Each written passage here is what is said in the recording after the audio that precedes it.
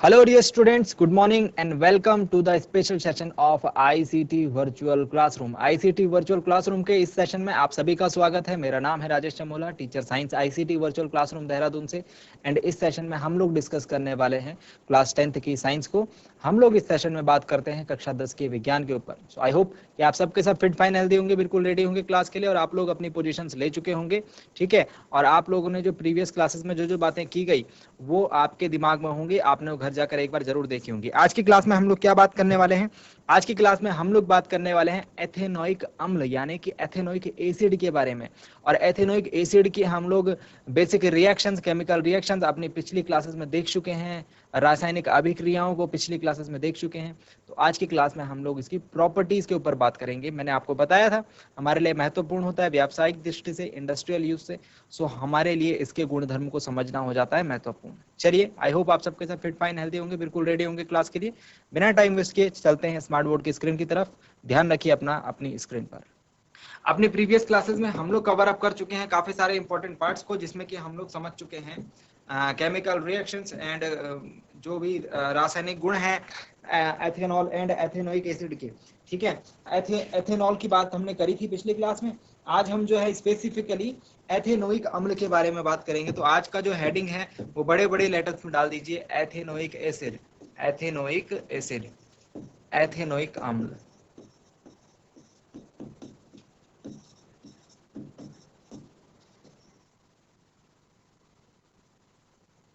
चलिए, सो एथेनोइक अम्ल के बारे में अगर बात करें तो आपके दिमाग में जो बातें अगर प्रीवियसली आपके दिमाग में बैठी हुई होंगी तो आप ये समझ पा रहे होंगे। इसके लास्ट में क्या आ रहा है? ओइक अम्ल। क्या आ रहा है? ओइक अम्ल, ओइक एसिड आ रहा है लास्ट में, है ना। ओइक अम्ल कौन सा हमारा कौन सा प्रकार्यात्मक समूह था, कौन सा फंक्शनल ग्रुप था? Carboxylic. Yes, you are right. कौन सा था? कार्बोक्सिलिक ग्रुप, ठीक है ना, कार्बोक्सिलिक। और ये जो कार्बोक्सिलिक एसिड है, ये कार्बोक्सिलिक एसिड है, दिखने में कैसा होता है? ऐसा होता है, ठीक है। सी डबल ओ एच, यानी कि इसको हम ऐसे कह सकते हैं, C single bond O H और डबल बॉन्ड ओ ऐसे जुड़ा होता है इससे, है ना। और सिंप्लीफाई करके बोले, ये आपको थोड़ा मतलब देखने में जो है ये थोड़ा डरावना लगता है, इसको थोड़ा और सिंप्लीफाई करें। देखो, कार्बन ऐसे होता है, कार्बन की 4 संयोजकता होती है, तो 2 संयोजकता तो ऑक्सीजन पूरी कर लेता है, बाकी एक संयोजकता पे ओ एच जुड़ा होता है और एक संयोजकता इसके पीछे जो भी ग्रुप लगेगा वो पूरी कर लेगा, ठीक है ना। तो ये है COOH ग्रुप, ठीक है।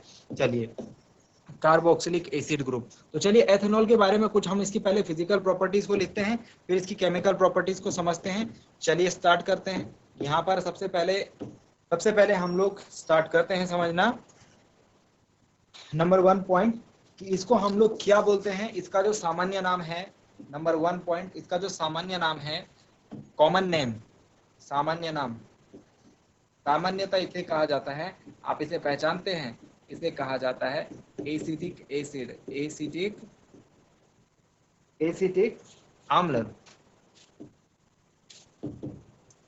एसिटिक अम्ल। एसिटिक अम्ल का क्या मतलब है? एसिटिक एसिड, एसिटिक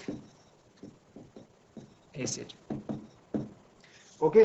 और कौन सा ग्रुप है? कौन सा ग्रुप है? हमने देखा कार्बोक्सिलिक ग्रुप है, ठीक है, अभी बात करी। दूसरा चीज इंपॉर्टेंट, बहुत इंपॉर्टेंट है, ध्यान रखेंगे इसको। सेकंड चीज, अगर मैं इसका 3 से 4% विलयन ले लूं, इसका 3 से 4% विलयन ले लूं, मतलब कि एसिटिक अम्ल का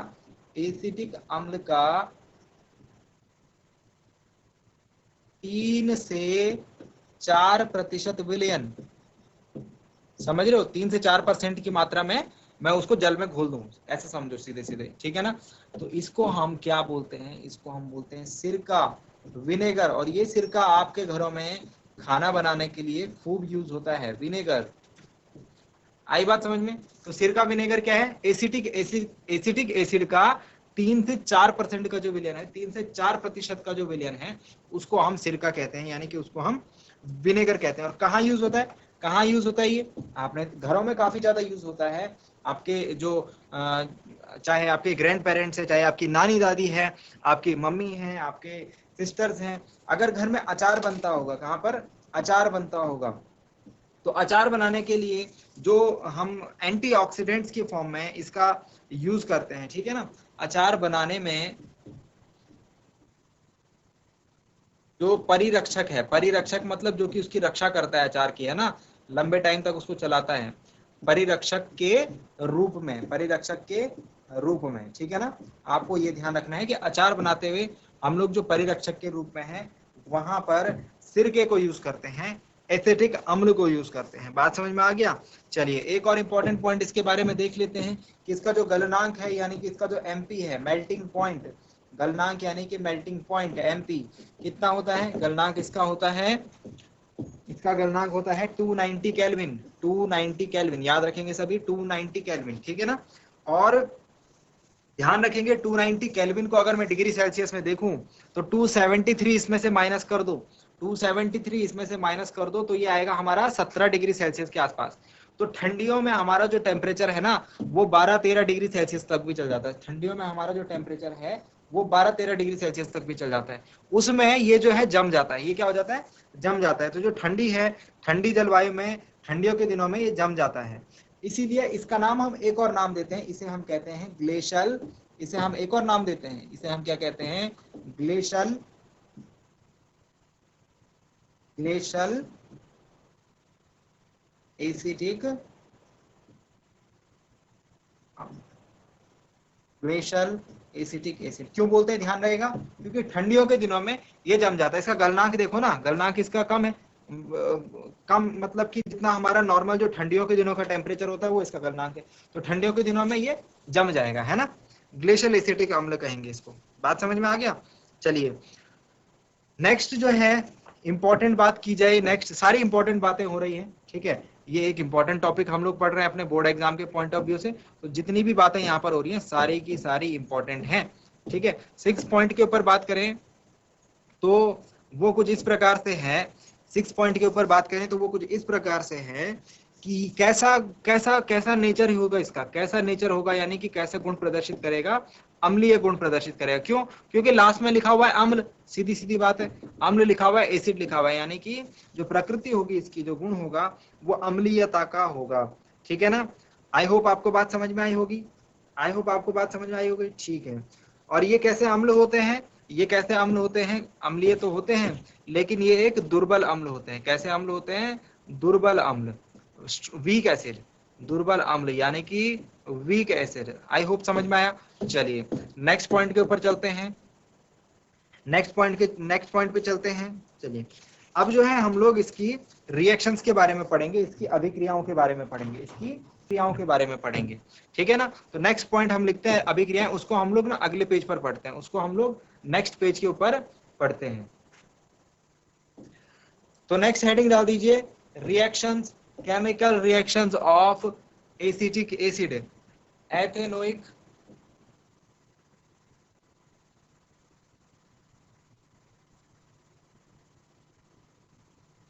अम्ल की रासायनिक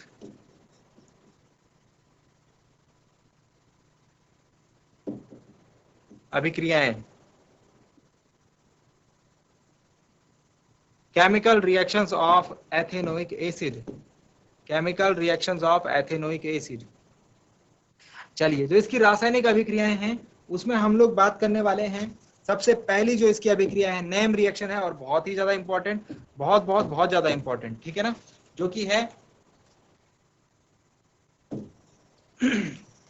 सॉरी, नेम रिएक्शन, नाम से ही अभिक्रिया आपको याद रखनी है। जो फर्स्ट इसकी अभिक्रिया है वो है एस्तरीकरण अभिक्रिया, एस्तरीकरण अभिक्रिया, एस्ट्रिफिकेशन, इसे हम कहते हैं एस्ट्रिफिकेशन रिएक्शन। बहुत ही ज्यादा इंपॉर्टेंट और बहुत ही ज्यादा महत्वपूर्ण। अगर विचार है आपका 11th-12th में केमिस्ट्री लेने का तो वहां पर भी आपको ये हेल्प करने वाली है, वहां पर भी आपको पढ़ने को मिलेगी। होता क्या है, मैं अभिक्रिया लिखता हूँ सीधे सीधे, रिएक्शन कुछ इस प्रकार से होती है। हमारे पास है कार्बन, हमारे पास है क्या, कार्बन। देखिए एथेनोइक अम्ल की अभिक्रिया है तो एथेनोइक अम्ल तो इसमें होगा ही होगा, एथेनोइक अम्ल तो इसमें होगा ही होगा। तो ये होगा एथेनोइक अम्ल मतलब कि CH3COOH। हमने प्रीवियसली एक जो है सब कुछ पढ़ लिया लेकिन उसके बारे में जो इंपॉर्टेंट चीज है वही नहीं पढ़ी। इसका जो फॉर्मूला है वो क्या है, एथेन मतलब 2 कार्बन, तो C और C 2 कार्बन, और ओइक अम्ल में क्या होता है लास्ट में COOH ग्रुप होता है। ये जो मेन चीज थी हमने ये तो पढ़ी नहीं, ठीक है ना। तो एथेनोइक अम्ल का जो सूत्र है वो है CH3COOH। चलिए, तो एथेनोइक अम्ल की एस्टरीफिकेशन अभिक्रिया, एस्टरीकरण अभिक्रिया में क्या होता है, जब एथेनोइक अम्ल जो है जब एथेनोइक अम्ल जो है किसी एल्कोहल से अभिक्रिया करता है, या फिर हमने यहाँ पर ले रखा है एथेनॉल, तो एथेनॉल में कितने होंगे भाई, 2 कार्बन होंगे और OH होगा। एथेनॉल, एथेन मतलब 2 कार्बन और OH, तो ये क्या बनाता है, यहाँ पर हम लोग एक अम्ल को यूज करते हैं उत्प्रेरक के लिए। ये सारी चीजें आपको समझा रखी है, उत्प्रेरक क्या होते हैं, ठीक है, ये सारी चीजें बता रखी है आपको। अम्ल को यूज करते हैं उत्प्रेरक के रूप में। तो हमारे पास जो उत्पाद बनता है वो कैसा बनता है, देखो यहां से देखो, मैं इसको अगर आपको समझाऊं तो CH3 आपको ऐसा दिखेगा, COOH ऐसा दिखेगा, मैंने कहा था आपको, ठीक है ना, COH, ये इसका स्ट्रक्चर बना दिया मैंने, इसकी संरचना बना दी, ठीक हो गया। अब यहाँ पर देखो ये कैसा दिखेगा, ये ऐसा दिखता है CH3। अगर मैं इसको बात करूं तो CHH और एक और H इधर, ठीक है, और फिर CH2 और फिर OH, ठीक है, ऐसा होता है ये। अब इसमें क्या होगा, इसमें बेसिकली होगा क्या, इसको इरेज करके इसको ढंग से बनाया जाएगा, ठीक है, CH3। इसमें बेसिकली होता क्या है कि मैं समझाने की कोशिश कर रहा हूं आपको, ठीक है, ताकि आपको याद ना करना पड़े। यहां से ये H हो गया, यहां से ये OH हो गया, यहां से ये H हो गया और यहां से ये OH हो गया, ये मिलकर के H2O यानी कि जल का एक मॉलिक्यूल, जल का एक अणु निष्कासित कर देते हैं। बचा क्या, बचा देखो, यहां से बचा CH3, C single bond O double bond O, और इस पर एक साइड इसके खाली है। ऐसे ही यहां से बचा CH3, CH2 और सिंगल बॉन्ड, तो ये जो है उल्टे में जुड़ जाता है, ये इसमें उल्टे में जुड़ जाएगा। कैसे जुड़ेगा, CH3 CH2 उस तरफ था ना, तो ऐसे जुड़ जाएगा, CH2 और CH3, CH2 CH3 कुछ इस तरीके से जुड़ जाएगा। इसको हम बोलते हैं एस्टर, ठीक है, तो इसी को ही लिखने जा रहे हैं हम। समझ में आ गई बात, H2O निकल गया। चलिए नोट डाउन की, मैं समझाने की कोशिश की है आपको कि कैसे, किस प्रकार से आपको अभिक्रिया देखनी है, किस प्रकार से आपको रिएक्शन देखनी है। याद कर लेंगे तो भी बढ़िया, समझ लेंगे तो और भी बढ़िया, ठीक है। और मेन जो प्रोडक्ट हमारा बनेगा वो बनेगा CH3CO, CH3COO, COO, CH2CH3, ठीक है, COO CH2 CH3, मतलब यहाँ से हाइड्रोजन हट गया और यहाँ से OH हट गया, तो ये CH2 CH3 जो है उसमें जाकर के जुड़ गया। समझ में आ गया। चलिए इनके नाम लिखते हैं, इनके नाम लिखते हैं फटाफट से। ये जो है ये हमारा है एसिटिक अम्ल, ये क्या है हमारा एसिटिक अम्ल, और ये क्या है हमारा एथेनॉल। तो क्या लिखेंगे, जब एसिटिक अम्ल और एथेनॉल की अभिक्रिया कराई जाती है, किसकी उपस्थिति में, किसी अम्लीय उत्प्रेरक की उपस्थिति में, तो क्या होता है, तो हमारे पास जो उत्पाद बनता है वो बनता है एस्टर, वो बनता है एस्टर, ठीक है। इसीलिए इस अभिक्रिया को हम एस्टरीकरण अभिक्रिया कहते हैं, इसे हम एस्टरीकरण अभिक्रिया कहते हैं, ठीक हो गया। ध्यान रखेंगे, ये जो मैंने निशान लगाया ना, अक्सर मैं ऐसा निशान लगाता था रिएक्शन में, अभी मैंने आधा इधर की तरफ और आधा इधर की तरफ लगाया है। इसको आप हायर क्लासेस में पढ़ेंगे, लेकिन मैं फिर भी बता देता हूँ, इसको हम कहते हैं रिवर्सिबल रिएक्शन। मतलब कि ये अभिक्रिया दोनों दिशाओं में चल रही है, ये अभिक्रिया जो है दोनों दिशाओं में चल रही है, इसको हम कहते हैं उत्क्रमणीय अभिक्रिया, उत्क्रमणीय अभिक्रिया, ठीक है। तो उत्क्रमणीय अभिक्रिया में जो अभिक्रिया होती है, जो रिएक्शन होती है, वो दोनों डायरेक्शन में चलती है, वो एक डायरेक्शन में नहीं, दोनों डायरेक्शन में चलती है। चलिए आगे की क्लासेस में आपको इसको समझ लेंगे, पर मतलब मेरा मतलब आपको समझाने का ये था कि यहाँ पर ये निशान जो है ना, ये जानबूझ के बनाया गया है, इसको ऐसा मत समझना कि गलती से आप लोग इसको अपनी कॉपी में ड्रॉ नहीं करेंगे, ड्रॉ करना है कॉपी में, ठीक है ना। तो लिख लेंगे इसे, एसिटिक अम्ल और एथेनॉल की अभिक्रिया होती है तो क्या बनता है, तो एस्टर बनते हैं, ठीक है, और इसे हम कहते हैं एस्टरीकरण अभिक्रिया। तो जो एस्टर के बारे में नोट करके, हम एस्टर के बारे में कुछ पॉइंट नोट डाउन कर लेते हैं। जो एस्टर है, एस्टर, एस्टर की जो गंध है, एस्टर की जो गंध है, इनकी जो गंध है वो कैसी होती है, कैसा ऑर्डर होता है इनका, इनकी जो गंध होती है वो मृदु होती है, मृदु होती है, ठीक है। इसका उपयोग हम कहाँ करते हैं, इत्र बनाने में। इत्र जो आपके सेंट होते हैं ना, जो खुशबू आप बॉडी पे जिसको खुशबू के लिए यूज करते हो, इत्र बनाने में और स्वाद उत्पन्न करने में। क्योंकि कैसा होता है एस्टर, मृदु इसकी स्मेल होती है, उत्पन्न करने में इसका जो ऑर्डर होता है वो मृदु होता है, ठीक है ना। तो इत्र बनाने में और स्वाद उत्पन्न करने में हम इसका यूज करते हैं, ठीक है। और इसके अलावा एस्टर की अगर अभिक्रिया कर दूंगा मैं किसके साथ, सोडियम हाइड्रोक्साइड के, सोडियम हाइड्रोक्साइड के साथ, तो अल्कोहल और कार्बोक्सिलिक अम्ल का सॉल्ट बन जाएगा, ठीक है ना। ये हम लोग अभिक्रिया पढ़ेंगे सोपोनिफिकेशन में, ठीक है। इसको हम लोग जो है नेक्स्ट पार्ट में पढ़ रहे हैं। तो 2 पॉइंट आपको याद रखने हैं, गंध इसकी कैसी होती है, उपयोग इसका कहाँ करते हैं, उपयोग इसका कहाँ करते हैं। नेक्स्ट जो थर्ड पॉइंट आपको ध्यान रखना है, नेक्स्ट जो थर्ड पॉइंट आपको ध्यान रखना है वो है सोपोनिफिकेशन की रिएक्शन। सोपोनिफिकेशन सोपोनिफिकेशन यानी कि साबुनीकरण। तो साबुनीकरण से समझ रहे, साबुन में ये अब जो साबुन होते हैं ना हमारे, वहां पर ही अभिक्रिया होती है, वहां पर इस अभिक्रिया का प्रयोग किया जाता है। साबुनीकरण की अभिक्रिया हम लोग अब पढ़ रहे हैं। तो साबुनीकरण में क्या होगा, साबुनीकरण में जो ये CH3 COO CH2 CH3 बना था ना, इसको हम इन शॉर्ट लिख लेते हैं CH2 CH3 है ना, तो 2 कार्बन है और 3 और 2 5 हाइड्रोजन है, तो हम इसको लिख लेते हैं C2H5, ठीक है। ये जो है किसके साथ अभिक्रिया करता है, ये अभिक्रिया करता है,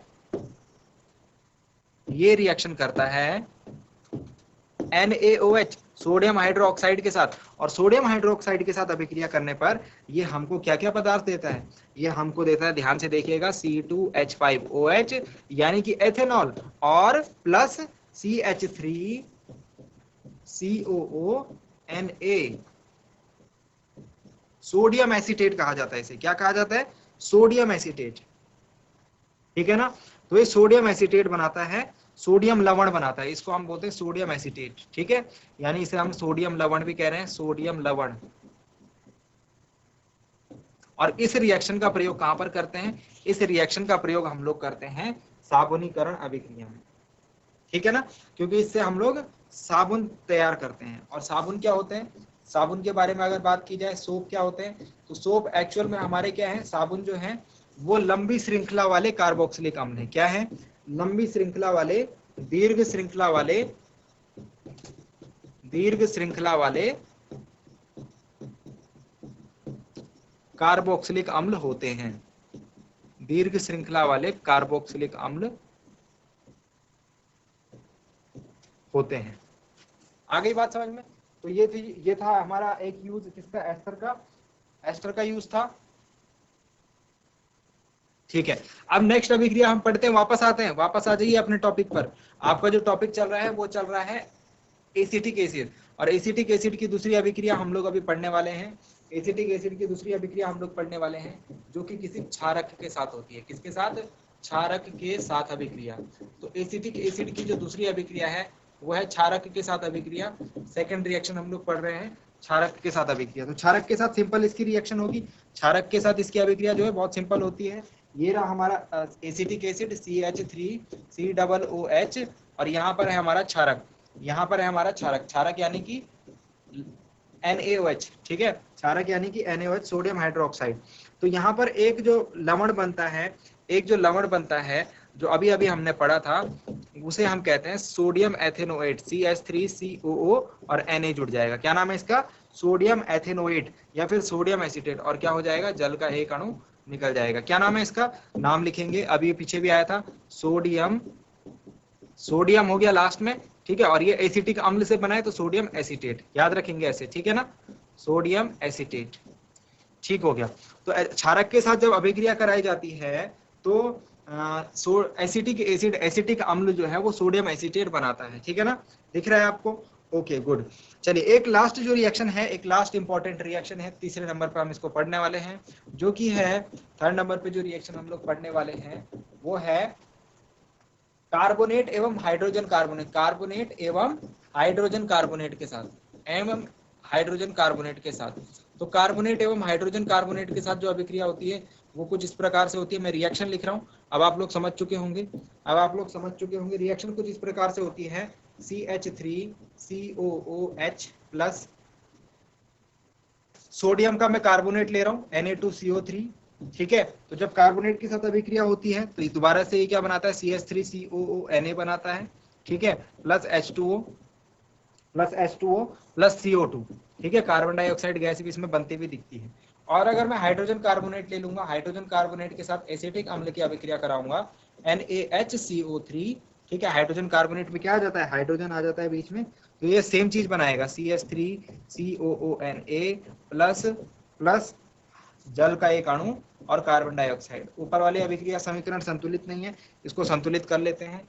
तो आप क्या लिखेंगे, जब कार्बोनेट एवं हाइड्रोजन कार्बोनेट के साथ अभिक्रिया कराई जाती है तो एक लवण देगा, इसका नाम सोडियम एसीटेट है, उसके बाद जल देगा और कार्बन डाइऑक्साइड गैस देगा। ठीक है ना। आई होप आज की क्लास में जो बातें बताएगी वो आपको समझ में आई होंगी, इंटरेस्टिंग लगी होंगी और आपने कुछ नया जरूर सीखा होगा आज की क्लास में। अगली क्लास में हम लोग एक नया टॉपिक स्टार्ट करेंगे और नए टॉपिक को कवर अप करेंगे। आज के लिए इतना ही, मिलते हैं अगली क्लास में एक नया इंटरेस्टिंग टॉपिक के साथ। क्लास में जुड़ने के लिए आप सभी का बहुत बहुत धन्यवाद। Thank you very much and have a nice day.